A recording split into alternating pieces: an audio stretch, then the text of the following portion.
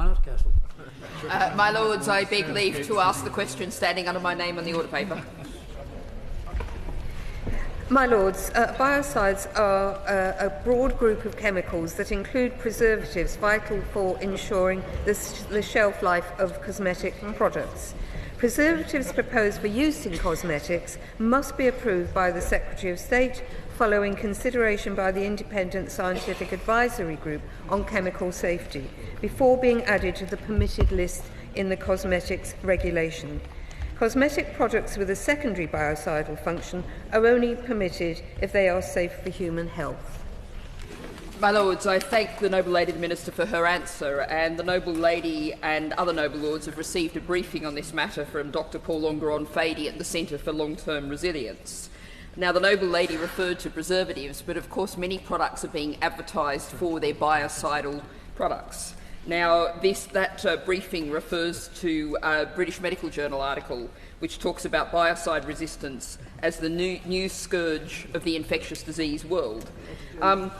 There's lots of focus on antimicrobial and antifungal resistance. Would the Noble Lady, the Minister, agree with me on the need to focus on biocidal resistance as well?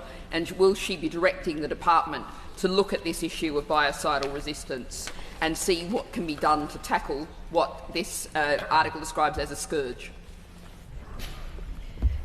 The Noble Lady is making a very important point about the potential the impact on antimicrobial resistance that could result from these products.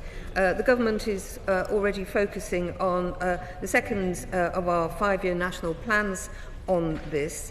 And we are planning to ensure that or support the 20-year vision established by the previous government to ensure that antimicrobial resistance will be controlled and contained by 2040. So this is an important issue and it does cross over into human health on the wider sphere. So I very much thank the Noble Lady for raising this issue.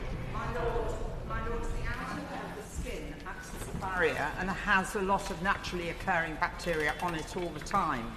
Pathogenic, harmful bacteria also accumulate there, and there are secretions on the skin which act as natural biocides. The problem with some of these products is that they attempt to knock out all the bacteria, so they knock out the ones that are protective of you as well as harmful ones. And the other problem is that there are reactions to some of the chemicals, quite nasty local allergic skin reactions. And therefore, I wonder if the government would seriously consider whether it isn't much safer for us simply to be advocating using old-fashioned soap and water frequently to wash hands so that and all our skin, so we don't transfer harmful bacteria from one person to another. Yeah.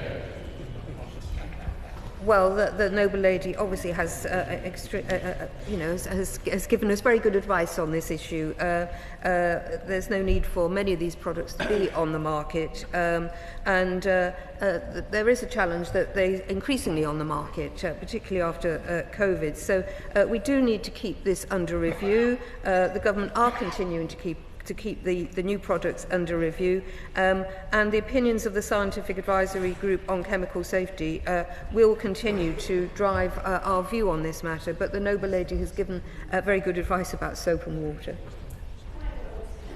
Bombarded with television adverts on products to ensure our homes smell floral and to ensure every germ is wiped from kitchen surfaces, including the trays of babies' high chairs.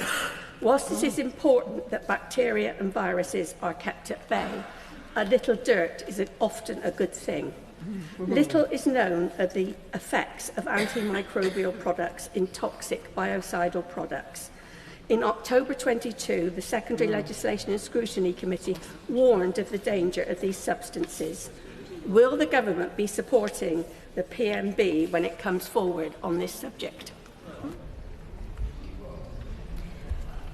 The Noble Lady makes an important point about the marketing of some of these products, and there are requirements under the cosmetic regulation requirements to make sure that these products are advertised appropriately, and there is an enforcement by local trading standards offices to make sure that that is the case.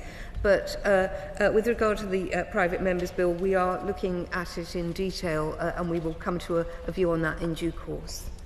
My Lords, would the noble Lord the Minister agree that there might be some challenges for members of the public in understanding what's actually meant by biocidal products? And when you look at the number of categories and the different types of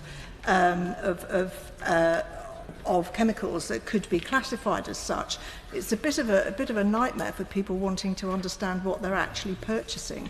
Is it possible for the government to work with stakeholders to look at whether or not there needs to be more transparency about what's actually in these products? The noble lady makes an important point about education, and also we've already established that we need to keep the regulatory framework on these products under review, particularly new threats and hazards that might occur from them, which is why we've introduced the Product Safety and Metrology Bill, which will give the government much more flexibility to look at these new products in the future. But there is, yes, a huge job of education to be done about these products, and I thank the noble lady for her point. My Lords, is it worth the noble lady minister checking with her advisors as to whether they've actually read Dr. Fardy's research and if they're taking that into account? Well, I hope they have, because I asked them to look at it. So let's assume that they have done. This is a fast-moving area, and we do have the private members' bill coming up, and we will obviously look again at the science behind all of this. Any new science that is coming forward, obviously we want to welcome any new evidence. It is something that we are very aware of, that we need to keep people safe. And as I said originally, it's not just about the safety of the individual, but if we allow antimicrobial resistance to develop, it's everybody that will be affected by that, and it will have an adverse effect across all human beings. Third oral question.